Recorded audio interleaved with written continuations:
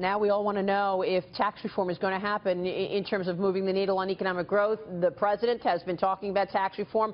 You and a lot of your colleagues have been out in force in August talking about the need to get tax reform done. The president's going to meet for the first time today with the so-called Big Six, your colleagues, along with the White House colleagues and Senator Orrin Hatch, Kevin Brady, Stephen Mnuchin, Mitch McConnell, Speaker Ryan, all meeting today. The administration has suggested a detailed tax plan would get through the House in October. What are your plans for tax reform, Congressman? Well, this is a very good sign that they're meeting with the president now, because what we're doing is learning the lessons from health care, making sure the House, the Senate, and the administration is all on the same page. Look, we make policy in the world of politics. If there are elements of the tax reform that can pass the House but can't pass the Senate, we ought to work those differences out. That's why you saw the border adjustment coming out. This is why I am even a stronger believer that tax reform gets out of the House this year.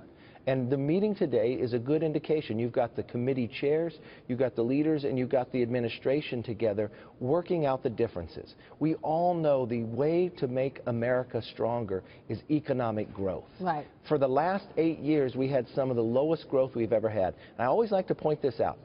If you take the lowest year under the 8 years of Bill Clinton, the worst year under Bill Clinton is still higher than the highest year under Barack Obama.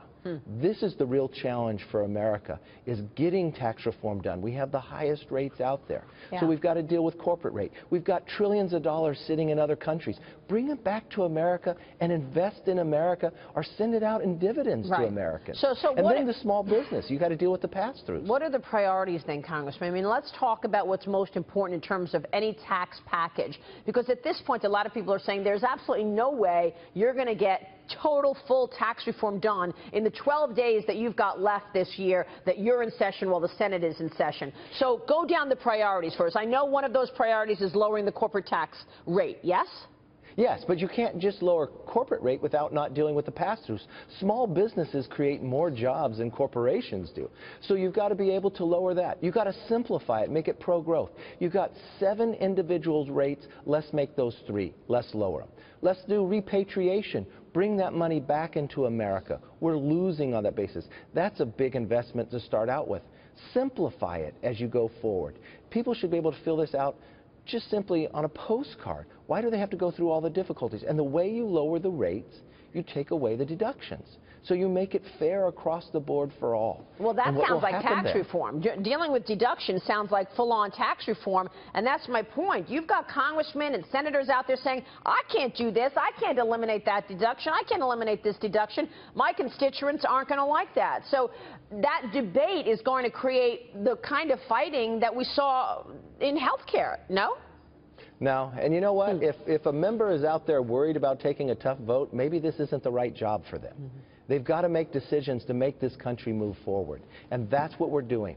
The meeting at the White House is really the right meeting to do and the right indication that tax reform is happening. Watch as we move budget as well.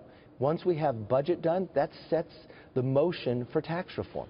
This is something that America needs. We need growth in this country, more now than ever before in the process of where we're happening, especially after coming off of Harvey.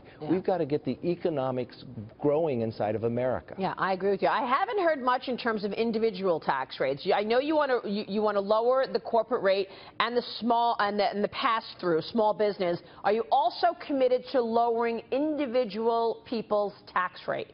Yes, and don't make it so confusing. Why do you have 7 individual tax rates? Just make it 3. And lower those. Anytime someone can keep more of their own earned money, they are smarter with how they use it than ever before. And I heard a little teaser that somehow we want to tax 401ks. Yeah. What would be the benefit of that? Why would you punish people when they're actually saving for their own retirement and they're not looking to government? You want to incentivize that even further. All right, Don't punish people who actually save their own money. Exactly. This idea reportedly being floated to raise revenue for the tax bill by taxing the money that workers put into the 401k, that's off the table. You know, my philosophy is you only tax something if you want people to do less of it. I want people to actually save more of their own money, direct where they're going to go. And what happens when they're doing that, they're putting money into the economy. That's going back forward, investing in businesses and growing, creating more jobs. Before I move off of this subject, Congressman, Sure. Mark Meadows said you've got to have a bill on the president's desk by Thanksgiving. Are you expected to get these tax cuts done this year by Thanksgiving? You're going to have a bill on the president's desk? Well, that's good news, because Mark Meadows is one of the individuals that's talking about not letting us move the budget forward. So I'm happy to hear Mark Meadows wants to see some of this stuff start moving further. So as soon as we get the budget done, we could start tax reform. And I think we can have it out of the House. Look, if we need to stay in here longer to get it done, one of my jobs is scheduling the House. I'll make sure we get this done.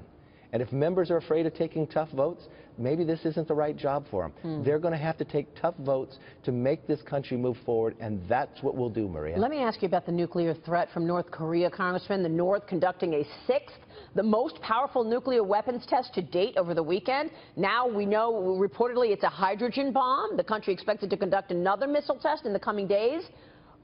Diplomacy, severe sanctions have so far failed. What is the answer here? Well, I hope the other countries realize what President Trump has been talking about, the seriousness of North Korea and what they've been able to do. We need to speak with one voice, not just in America, but around the world as well.